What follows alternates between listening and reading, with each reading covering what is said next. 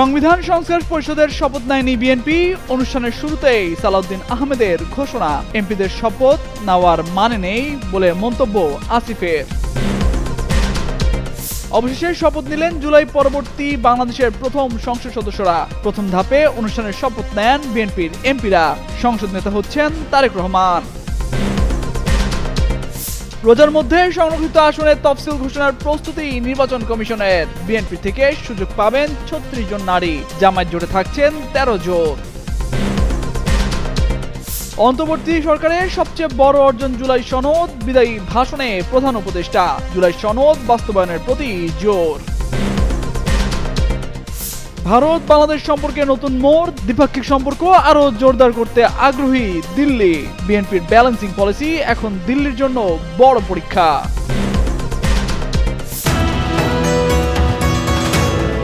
অবশেষে জাতীয় সংসদ ভবনে শপথ নিয়েছেন জুলাই পরবর্তী সংসদের নতুন সদস্যরা। সকালে এমপিদের শপথ পাঠ করান প্রধান নির্বাচন কমিশনার এএমএম নাসিরউদ্দিন। সকাল থেকেই সংসদ ভবনের গেট দিয়ে নবনির্বাচিত এমপিদের গাড়ি প্রবেশ করতে শুরু করে। এদিন সংসদ ভবনের শপথ কক্ষে প্রধান নির্বাচন কমিশনের কাছে ৩ ধাপে, প্রতি ধাপে ১০০ জন করে নবনির্বাচিত সংসদ সদস্য শপথ নেন। এরপর দুপুরে বিএনপির সংসদীয় দলের বৈঠকে আনুষ্ঠানিকভাবে তারেক রহমানকে সংসদ নেতা নির্বাচিত করা হবে। বিকেল ৪টায় দক্ষিণ প্লাজায় আয়োজিত বিশেষ অনুষ্ঠানে রাষ্ট্রপতি মোহাম্মদ শাহাবুদ্দিনের কাছে প্রধানমন্ত্রী হিসেবে শপথ নেবেন তারেক রহমান ও নতুন মন্ত্রিসভার সদস্যরা। সন্ধ্যায় মন্ত্রিপরিষদ বিভাগ থেকে নতুন মন্ত্রীদের দপ্তর বন্টন করে প্রজ্ঞাপন জারি করা হবে। এদিকে শপথ অনুষ্ঠানকে ঘিরে সংসদ ভবন ও আশেপাশে নেওয়া হয়েছে নিশ্চিত নিরাপত্তা ব্যবস্থা। ঢাকা মেট্রোপলিটন পুলিশ জানিয়েছে, খেজুরবাগান ক্রসিং থেকে মানিক মিয়া অ্যাভিনিউ এবং গণভবন ক্রসিং থেকে উড়োজাহাজ ক্রসিং পর্যন্ত লেক রোডে যান চলাচল সীমিত থাকবে। বিকল্প সড়ক ব্যবহারের পরামর্শ দিয়েছে পুলিশ। ১২ ফেব্রুয়ারি নির্বাচনে তারেক রহমানের নেতৃত্বে বিএনপি জোট ২১২ আসনে জয় পেয়ে নিরঙ্কুশ সংখ্যাগরিষ্ঠতা অর্জন করেছে। বাংলাদেশের ইতিহাসে এটি বিএনপির ষষ্ঠবারের মতো রাষ্ট্রীয় ক্ষমতায় প্রত্যাবর্তন। অন্যদিকে ৬৮টি আসন নিয়ে সংসদের প্রধান বিরোধী দল হচ্ছে বাংলাদেশ জামায়াত ইসলামী। দলটির সংসদীয় নেতা হিসেবে নির্বাচিত হতে যাচ্ছেন ডাক্তার শফিকুর রহমান।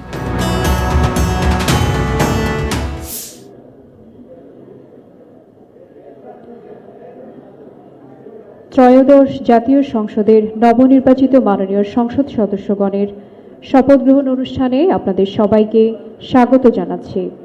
শপথ বাক্য পাঠ পরিচালনা করবেন মাননীয় প্রধান নির্বাচন কমিশনার জনাব এএমএম নাসিরউদ্দিন। তিনি শপথের পূর্বে যথাসময়ে শপথ কক্ষে উপস্থিত হবেন। শপথ অনুষ্ঠান শুরুর পূর্বে শপথ সম্পর্কিত কিছু বিষয়ের প্রতি নবনির্বাচিত মাননীয় সংসদ সদস্যবৃন্দের মনোযোগ আকর্ষণ করছি। শপথপত্রের ডট চিহ্নিত স্থানে নামের জায়গায় মাননীয় সংসদ সদস্যগণকে নিজ নিজ নাম উচ্চারণ করার জন্য অনুরোধ জানাচ্ছি।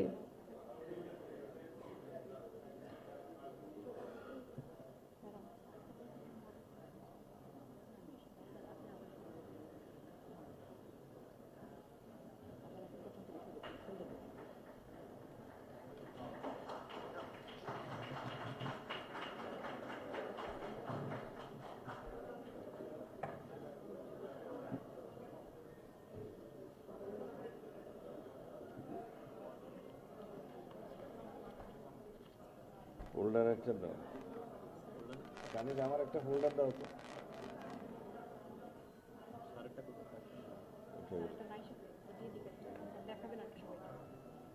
ওইটাই মনে হয় আমার ফেলে গেছে।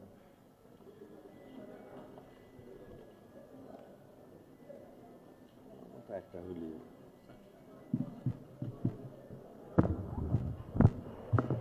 আসসালামু আলাইকুম রহমতুল্লাহ।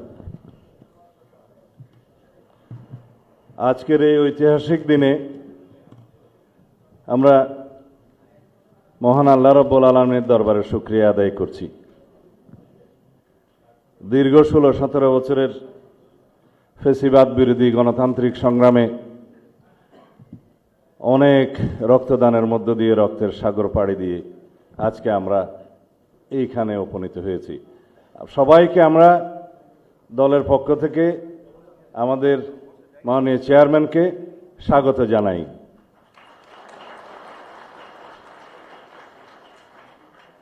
এই শপথ গ্রহণ অনুষ্ঠানে একটু পরে প্রধান নির্বাচন কমিশনার আসবেন জাতীয় সংসদের সদস্য হিসাবে আপনাদের শপথ পাঠ পরিচালনা করবেন সংবিধান অনুযায়ী 148 আর্টিকেল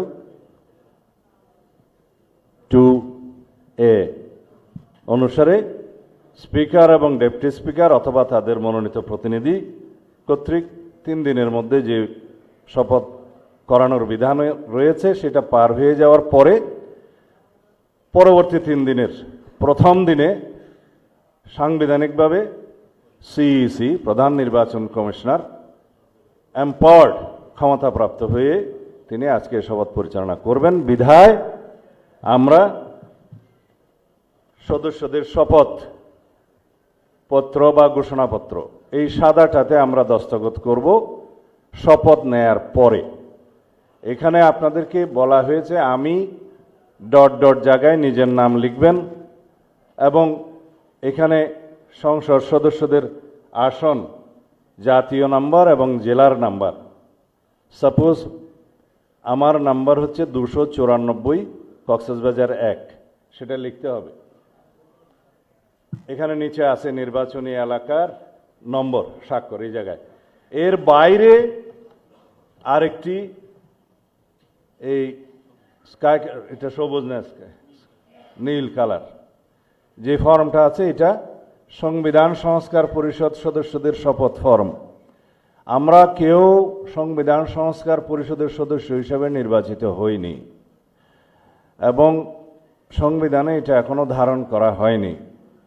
গণভোটের রায় অনুযায়ী সংবিধান সংস্কার পরিষদ গঠিত হলে সেটা সংবিধানে আগে ধারণ করতে হবে এবং সংবিধান সংস্কার পরিষদের সদস্যকে কে শপথ নেয়াবেন সেটা বিধান করতে হবে এবং কোন এরকম ফর্ম এটা সংবিধানে নেই। এই ফর্মটি 3য় তফসিলে আছে সাদাটা, এইরকম তখন একটা ফর্ম সংবিধানের 3য় তফসিলে আসবে। সেগুলো সাংবিধানিকভাবে জাতীয় সংসদে গৃহীত হওয়ার পরে তখন জাতীয় সংবিধান সংস্কার পরিষদের সদস্যদের শপথ নেয়ার বিধান করা যাবে।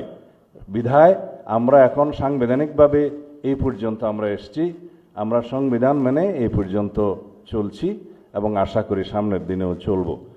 আমি মাননীয় চেয়ারম্যানের নির্দেশে ওনার উপস্থিতিতে আপনাদেরকে এই আমাদের দলীয় সিদ্ধান্তটা জানালাম।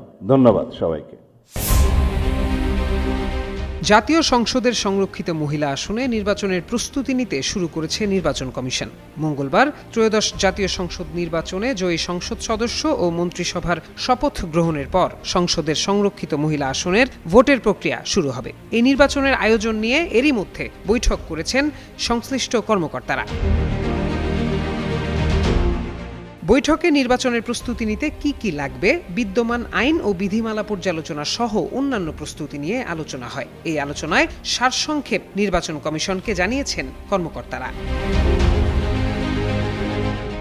বৈঠকে অংশ নেওয়া একাধিক কর্মকর্তা গণমাধ্যমকে জানান, প্রচলিত নিয়ম অনুযায়ী নির্বাচন কমিশনের যুগ্ম সচিব পর্যায়ের কর্মকর্তাদের মধ্য থেকে এই নির্বাচনের রিটার্নিং কর্মকর্তা নিয়োগের আলোচনা চলছে। মন্ত্রিসভার শপথ গ্রহণের পর সংসদ সদস্যদের তালিকা ইসির কাছে পাঠানো হবে। ওই অনুযায়ী ভোটার তালিকা তৈরি করবে কমিশন। এছাড়া রাজনৈতিক দল ও স্বতন্ত্র সংসদ সদস্যরা কে কার সঙ্গে জোট করবেন সেই তথ্য পাওয়ার পর নির্বাচন কমিশন ওই অনুযায়ী প্রস্তুতি নেবে। এছাড়া বিদ্যমান আইন ও বিধিমালায় বড় ধরনের পরিবর্তন বা সংশোধনের প্রয়োজন হবে না। তবে আগে যে মনোনয়নপত্র হলফনামা ছিল এবার সেখানে কিছুটা পরিবর্তন আসবে বলে জানিয়েছে নির্বাচন কমিশন। ত্রয়োদশ জাতীয় সংসদ নির্বাচনের আদলে হবে হলফনামা। ওই হলফনামায় প্রার্থীদের দেশে ও বিদেশে থাকা সম্পদের হিসাব জমা দিতে হবে। নির্বাচন কমিশনের কর্মকর্তারা জানান, সাধারণত দল ও জোট অনুযায়ী সংরক্ষিত মহিলা আসন ভাগ করে দেয়া হবে। আসনের বিপরীতে সমান সংখ্যক প্রার্থী থাকায় সাধারণত ভোটের প্রয়োজন হয় না। ত্রয়োদশ জাতীয় নির্বাচনের ফলাফলের ভিত্তিতে সংসদ সদস্য অনুপাতে বিএনপি ও মিত্র দলগুলো ৩৫ থেকে ৩৬ জন মহিলা সংসদ সদস্য নির্বাচিত করার সুযোগ পাবে, আর জামায়াতে ইসলামীর নেতৃত্বে ১১ দলীয় জোট থেকে ১৩ জন সংরক্ষিত মহিলা সংসদ সদস্য হিসেবে নির্বাচিত হতে পারবেন। এছাড়াও স্বতন্ত্র ৭ জন সংসদ সদস্যদের পক্ষে ১ জন মহিলা সংসদ সদস্য হবেন। আসন্ন রোজার মধ্যে এই নির্বাচনের তফসিল ঘোষণার পরিকল্পনা করছে ইসি। এই বিষয়ে জানতে চাইলে নির্বাচন কমিশনের সিনিয়র সচিব আখতার আহমেদ যুগান্তরকে জানান, জাতীয় সংসদের সাধারণ নির্বাচনের পর সংরক্ষিত মহিলা আসনের নির্বাচন আয়োজন করা ইসির সাংবিধানিক দায়িত্ব। সেটির প্রস্তুতি নেওয়া হচ্ছে। খুব শিগগিরই সংরক্ষিত মহিলা আসন ও সংসদের 2টি সাধারণ আসনের তফসিল ঘোষণার পরিকল্পনা নেওয়া হচ্ছে বলেও জানান তিনি। প্রত্যয় দাস, যুগান্তর নিউজ।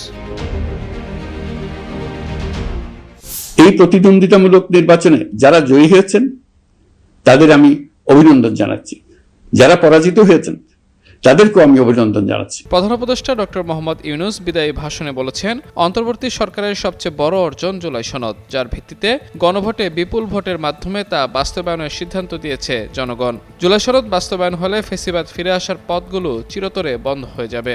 সোমবার রাতে জাতির উদ্দেশ্যে ভাষণে তিনি এসব কথা বলেন। প্রধান উপদেষ্টা আরও বলেন, প্রতিদ্বন্দ্বিতামূলক নির্বাচনে যারা জয়ী হয়েছেন তাদের আমি অভিনন্দন জানাচ্ছি, যারা পরাজিত হয়েছেন তাদেরকেও আমি অভিনন্দন জানাচ্ছি। হারজিতি হলো গণতন্ত্রের সৌন্দর্য। যারা জয়ী হয়েছেন তারা মোট ভোটের প্রায় অর্ধেক পেয়েছেন, যারা জয়ী হতে পারেননি তারাও মোট ভোটের অর্ধেক পেয়েছেন। যারা জয়ী হতে পারেনি তারা এই জেনে আশ্বস্ত হবেন যে প্রায় অর্ধেক ভোটার আপনাদের উপর আস্থা রেখেছে। ভাষণে এই নির্বাচন কেবল একটি ক্ষমতা হস্তান্তরের প্রক্রিয়া নয়, বরং এটি বাংলাদেশের গণতান্ত্রিক ব্যবস্থার নতুন অভিযাত্রার সূচনা বলে মন্তব্য করেন প্রধান উপদেষ্টা। বাংলাদেশের রাজনৈতিক পট পরিবর্তনের পর দক্ষিণ এশিয়ার ভূ রাজনীতিতে যুক্ত হল নতুন অধ্যায়। জাতীয় নির্বাচনে বিএনপির নিরঙ্কুশ জয়ের পর ভারতের প্রধানমন্ত্রী নরেন্দ্র মোদী তারেক রহমানকে অভিনন্দন জানান। এই সময় একটি গণতান্ত্রিক প্রগতিশীল বাংলাদেশের প্রতি ভারতের সমর্থন জানান মোদী। একই সঙ্গে তিনি দ্বিপাক্ষিক সম্পর্ক আরও জোরদার করতে ঘনিষ্ঠভাবে কাজ করার আগ্রহ প্রকাশ করেন। মোদীর উষ্ণ অভিনন্দন বার্তা দুই দেশের শীতল সম্পর্ক কিছুটা রিসেট হওয়ার ইঙ্গিত দিচ্ছে। যদিও দুই দেশের মধ্যে রয়েছে দীর্ঘদিনের অবিশ্বাসের দেয়াল ও অমীমাংসিত নানা ইস্যু। হাসিনার পতন ও ভারতে তার আশ্রয়ের পর দুই দেশের সম্পর্কে টানাপোড়েন বেড়েছে বহুগুণ। একই সঙ্গে সীমান্ত হত্যা, তিস্তার পানি বণ্টন, বাণিজ্য বাধা এবং উস্কানিমূলক মন্তব্যের মতো পুরনো ক্ষোভ যুক্ত হয়েছে। দিল্লির সামনে প্রশ্ন এখন সম্পর্ক রাখবে কিনা তা নয়, বরং সম্পর্ক কিভাবে রাখবে তার উপর। এদিকে দীর্ঘ ১.৫ দশক পর দেশের ক্ষমতার ভারসাম্যে পরিবর্তন আসা দিল্লির সামনে এখন বড় চ্যালেঞ্জ হয়ে দাঁড়িয়েছে। ২০০১ সালে বিএনপি জামায়াত জোট সরকারের সময় ভারতের নিরাপত্তা নিয়ে চরম উদ্বেগ তৈরি হয়েছিল। পরবর্তীতে ২০১৪ সালে খালেদা জিয়ার ভারত সফরের সময় প্রণব মুখার্জির সঙ্গে নির্ধারিত বৈঠক বাতিল হওয়াকে দিল্লি কূটনৈতিক অবজ্ঞা হিসেবে দেখেছিল। ফলে গত ১ দশকে দিল্লি এককভাবে শেখ হাসিনার সরকারের উপর কৌশলগত বিনিয়োগ করে। সময় বদলেছে, বদলাচ্ছে রাজনীতির নীতি। বিএনপি নেতৃত্ব দিল্লি নয়, পিন্ডি নয়, সবার আগে বাংলাদেশ বলে এক ধরনের ভারসাম্য নীতির ইঙ্গিত দিচ্ছে। একই সময়ে ঢাকা করাচি সরাসরি ফ্লাইট চালু এবং পাকিস্তানের সাথে বাণিজ্য ও সামরিক সহযোগিতার নতুন সম্ভাবনা দিল্লির জন্য সংবেদনশীল হয়ে দাঁড়িয়েছে।